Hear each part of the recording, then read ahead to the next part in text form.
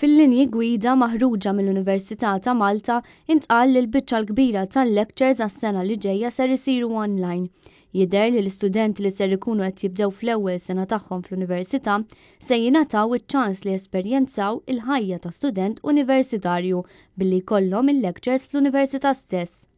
Minħabba li ser ikun hemm każi fejn student jaf ikollu lecture fl-università u eżatt warajja lecture online, l-università ser tieħu ħsieb li jkun hemm postijiet apposta minn fejn l-istudent ikun jista' jibqa' jsegwi l-lecture online. Filwaqt li l-ilbies tal-maskri huwa mandatorju fil-klassijiet, fil-labs u postijiet magħluqa, huwa wkoll rakkomandat li kemm l-istudenti kif ukoll il-lecturers jilbsu l-maskri xejn ikollhom kuntatt ma' persuni oħra. L-università qed ittenni l-importanza li wieħed jaħsel idejh ta' spiss iżomm id-distanza fiżika u jiċċekkja t-temperatura qabel jattendi l-università. L-università se tkun qed tagħmel arranġamenti għall-istaff jew studenti li jbagħtu minn kundizzjonijiet tas-saħħa serji jew friskju għoli. L-università ser tkun qed titlob mingħand kull persuna li kienet fi kwarantina minħabba l-COVID-19 dokument maħruġ mill-awtoritajiet tas-saħħa pubblika li jiċċertifika li l-persuna hija ħilsa mill-infezzjoni. L-università ser ikollha informazzjoni preċiża ta' dawk li jkunu interrompew ix-xogħol jew l-istudji tagħhom minħabba l-COVID-19 f'każ li tkun meħtieġa tipprovdi dettalji personali